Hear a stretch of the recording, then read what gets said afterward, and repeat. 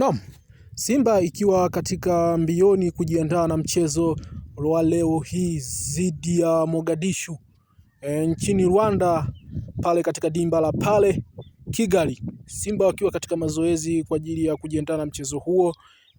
Bwana, wana Simba wanashauku kuona matunda ya Simba kwa usajili wao waliosajili, usajili mpya.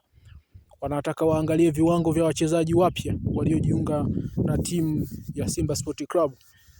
Sasa wana Simba, washabiki wa Simba wana shauku kubwa sana ya kuona ubora wa timu wa sasa hivi baada ya kusajili wachezaji wapya. Kwa hiyo bwana, wachezaji wa Simba msiwakatishe tamaa mashabiki zenu. Wanasubiri kwa hamu sana kwa ajili ya kuangalia ubora wa kikosi kipya cha Simba Sport Club. Ikumbukwe Mo amewekeza katika timu ya Simba, amewekeza kweli kweli. Kuna wachezaji hatari, bado tupo na kina Chama. Kuna mchezaji huyu amesajiliwa, ametambulishwa leo, ilikuwa saa 7 mchana. Mchezaji huyu ametambulishwa, inavyosemekana ni mchezaji hatari na mwenye skills kubwa. Mabeki wa Mogadishu, muendelee kusubiri hatari inayokuja na muwe mna mapafu ya mbwa kukabana na huyu mchezaji. Ni mchezaji hatari sana na mwenye speedy, mapafu ya mbwa.